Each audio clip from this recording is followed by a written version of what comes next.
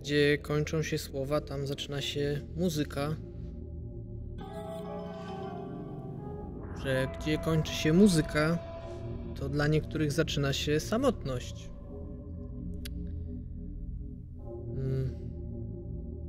No bo jak przekazać swoje myśli muzyką, skoro ktoś nie rozumie muzyki?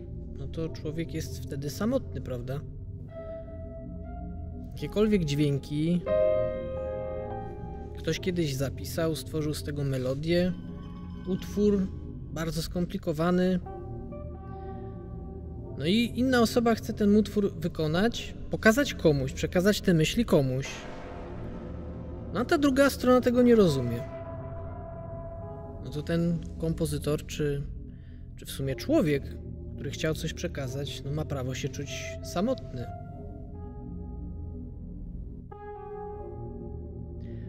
A najstraszniejsze w tym wszystkim jest chyba to, że nie tylko jedna osoba tego nie rozumie, ale z biegiem lat coraz większa ilość osób. No i tak lata mijają,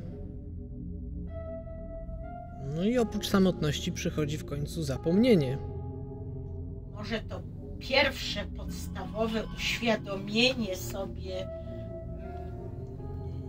tego, że jestem samotny, następuje w momencie odkrycia własnej osobności, własnej indywidualności i tego, że jestem właśnie, że ja to ja, prawda? A więc uświadomienia sobie swojej tożsamości. Jeżeli by w ten sposób do tego podejść, no to sądzę, że to może mieć miejsce gdzieś bardzo wcześnie, na wczesnych etapach dzieciństwa, kiedy dziecko uświadamia sobie, że ono i świat to nie jest jedno, prawda? Tylko że ono jest osobne.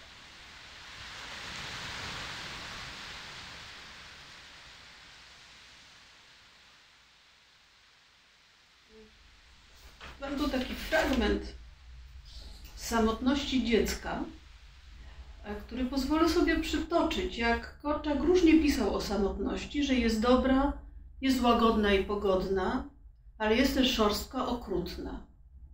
Jest ciepła i chłodna. Czym ona jest? Czy jest piołunem, czy jest młodem, czy jest miodem? Dziecko jest naiwnie zdziwione, boleśnie spłoszone, kiedy dostrzega, że go nie zastąpią i nie wyręczą. I to jest takie doświadczenie też, w którym człowiek przekracza próg dzieciństwa i wkracza w dorosłość, prawda? Nieuchronności, niezastępowalności i oczywiście bólu z tym związanego. Takie dodatkowe też pytanie, które też można powiedzieć gdzieś w tle ma kulturę, obyczaje, wyuczone sposoby przeżywania, to czy jesteśmy gotowi na przeżywanie trudnych uczuć?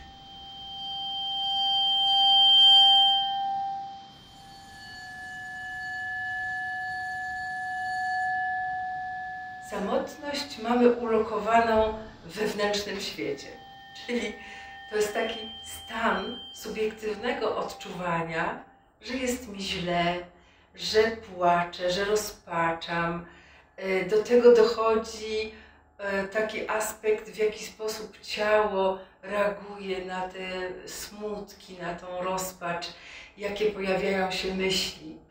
Czyli żeby człowiek doznawał samotności, to musi otworzyć się na to, że jest to pojęcie, jest to stan wewnętrznego świata.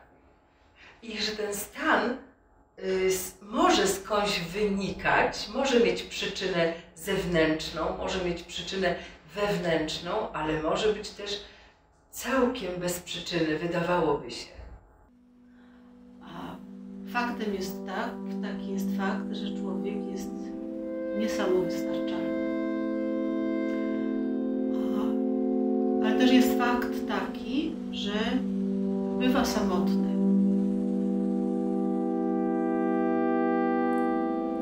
Pocieszeniem jest to, że znów z czasem pojawi się jakaś osoba, która będzie chciała coś skomponować, coś napisać, coś przekazać, jakieś emocje, coś wymyśleć w muzyce, po to, żebyśmy my albo inne osoby były w stanie to zrozumieć. No tylko właśnie, czy to będzie zrozumiałe?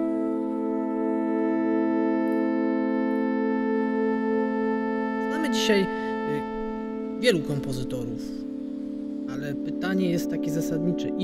Ilu nie znamy jeszcze? Ilu było, a o których w ogóle dzisiaj nic nie wiemy? Absolutnie nic. No bo pewnie byli samotni i prawdopodobnie zostali zapomniani. Częściej zapadam w siebie, słuchając muzyki. Dlatego, że jakby wyobraźnia muzyczna karmiona słuchaniem jest w czasie, ale poza przestrzenią.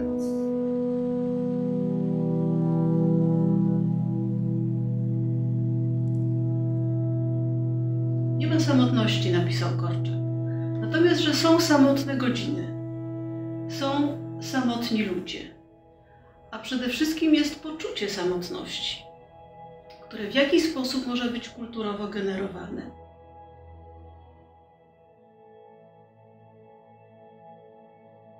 Trzeba by zacząć od bardziej paradoksalnego, że samotność może być czymś dobrym. Wtedy, kiedy ona albo służy lepszemu zrozumieniu samego siebie, albo kiedy samotność jest dobrą motywacją do pracy. No i jest samotność, która jest samotnością okropną. Kiedy to jest poczucie odrzucenia, poczucie braku kontaktu z drugim człowiekiem, poczucie porozumienia. I to jest ta niedobra samotność, ta, której się boimy. Praca twórcza na pewno jest to praca mniejszości, dlatego ta samotność może być odbierana z większym zaciekawieniem przez większość osób, które nie praktykują tego procesu twórczego. Wydaje mi się, że stąd może być taki trochę negatywny wgląd w tę samotność jako zjawisko jakiegoś oddzielenia, odseparowania, pustki i wiążące się właśnie z takimi smutnymi, melancholijnymi doświadczeniami. Ja podchodzę do tej samotności trochę inaczej, jako do takiej przestrzeni właśnie, żeby zbadać swoje emocje, żeby mieć ten obszar, przestrzeń, czas do wypełnienia go jakąś refleksją.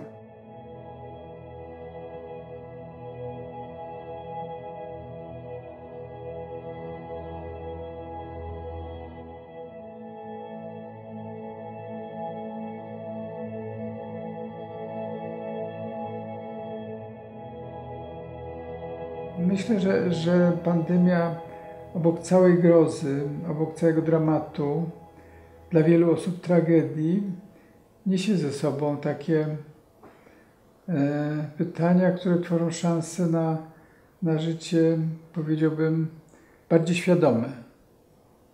No i to nie chcę powiedzieć, że świetnie, że jest pandemia, bo dzięki temu będziemy bardziej dojrzali, ale coś w tym jest, że takie życie oparte na hedonizmie czy na konsumpcjonizmie już traci taką moc przyciągania, już wydaje się być dość podejrzane. Takie, nie chcę powiedzieć, że głupkowate, bo to mogło brzmieć ocennie, ale w każdym razie już tak łatwo nam nie pójdzie żyć tylko na rozrywce.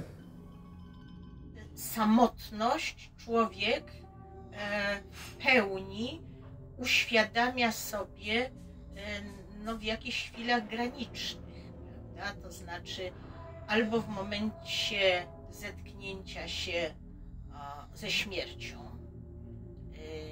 ze śmiercią najbliższych, prawda? prawda, która odziera nas z czyjejś obecności, prawda, bo przeciwwagą dla samotności wydaje się obecność, prawda, obecność drugiego. W momencie, kiedy tej obecności drugiego nagle zabraknie, zaczyna się doświadczać jakiejś bardzo głębokiej wyrwy w sobie samym. Prawda? I to prowadzi również do uświadomienia sobie samotności, czy też osamotnienia. Praca polega na takim, nie wiem, oswajaniu z tym faktem, prawda? Że jestem samodzielnym bytem. Prawda? I w związku z tym samotnym w wielu poszukiwaniach, w wielu działaniach. Tak? No i tak ma być. Tak jest i tak ma być. Po prostu to jest fakt, to jest jak przyciąganie ziemi, to jest jak oddychanie powietrzem. Prawda? To jest taką cząstką życia człowieka, to, że jest sam i bywa samotny. I że może mu być przykro, że to może być niełatwe. Nie jest to nic nadzwyczajnego.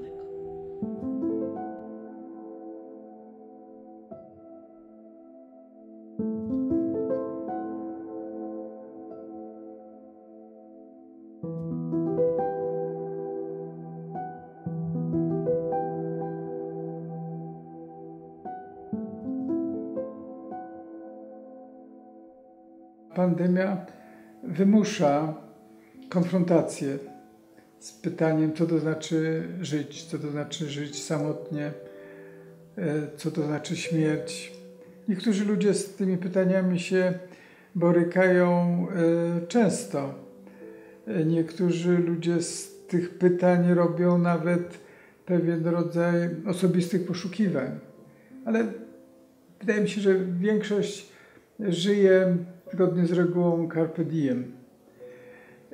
No a pandemia nie pozwala żyć tak sobie, błaho. A książka była dla mnie zawsze jakimś takim pokarmem dla samotności. W tym znaczeniu, że jakby w tym moim dojrzewaniu nie czułem potrzeby takiej nihilacji tego wszystkiego i tak stanąć w pustce wobec siebie. Zawsze było coś takiego, co mnie tam organizowało, tylko od środka. Już tylko złote ramki i znoszona podomka w szafie zwinięta, a w pamięci obraz Twego odchodzenia. W tekturowej walizce zmruszała torba żołnierska z prezentu na meldunki łączniczki.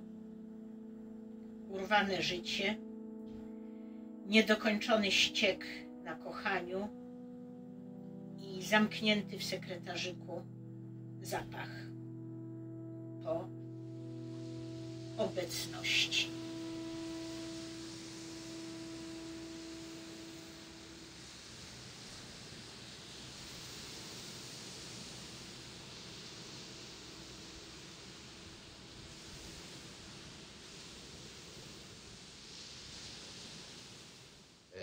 Odkrycie i akceptacja samotności jest warunkiem, że tak powiem, naprawdę prawdziwego, twórczego życia. Zarówno w sensie artystycznym, ale powiedziałbym też i etycznym.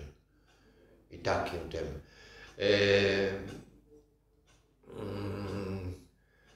Człowiek jest, powiadam, dialogiczny, ale tylko wtedy, gdy zrozumie, że patrząc w drugiego człowieka, tak jak w lustro, aby siebie zobaczyć, się myli. Trzeba zobaczyć tego drugiego w jego inności, żeby zaakceptować siebie.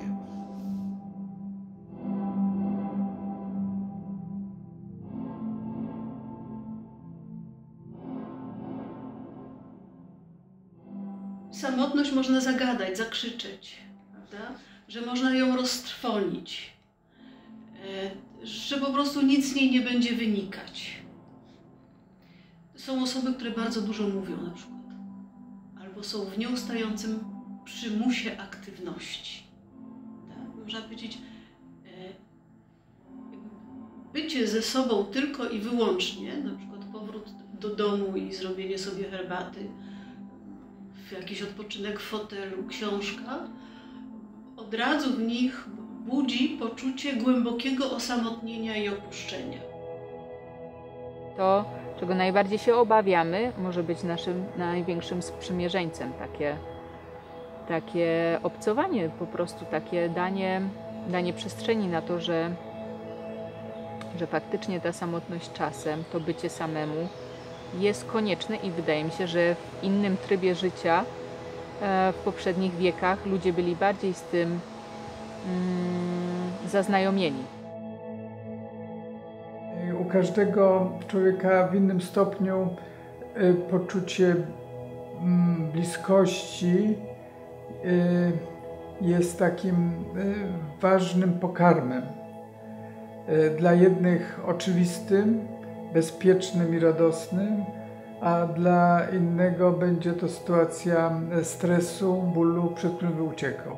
Możemy odwołać się do osób, które nazywane są samotnikami, prawda? To jest taka sytuacja, w której jestem samotnikiem, ponieważ wybieram stan samotności, czyli stan odosobnienia.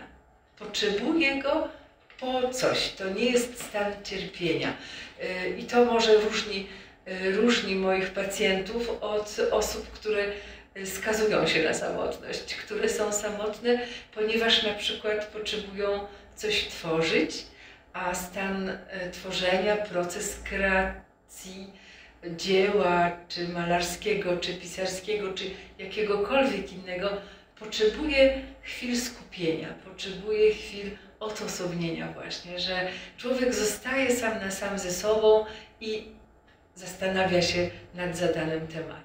Pisze się ten wiersz w samotności z konieczności, bo siedzi się po cichu, nie rozmawia z nikim i się ten wiersz układa i pisze.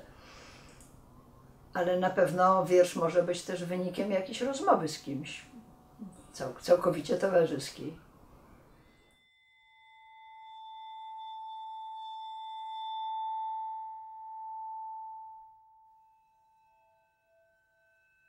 Na pewno nie jest dobrze, kiedy człowiek jest wyłącznie sam. To mu szkodzi. Bo wtedy nie konfrontuje swoich myśli z cudzymi, nie wymienia. A życiodajna jest wymiana. Można powiedzieć, wracam do siebie po to, żeby lepiej wychodzić na zewnątrz. Prawda? Wychodzę na zewnątrz po to, żeby o coś bogatsza wracać do siebie.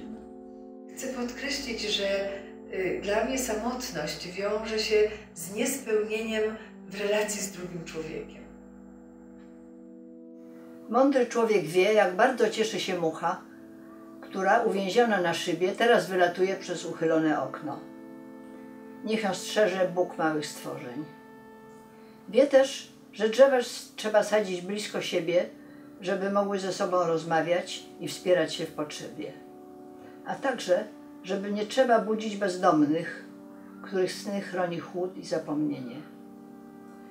Mądry człowiek wie, jak ważne jest to, co powiedział mistrz Dogen. Świat to światło księżyca zatrzymane w kropli rosy, wstrząśnięty z dziobu żurawia. Kto o tym pamięta, nigdy się nie boi. I to mniej więcej wystarczy. Reszta to tylko spacer wzdłuż potoku, kiedy opadają liście, a z nimi płynie bieg rzeczy, o który nie trzeba pytać.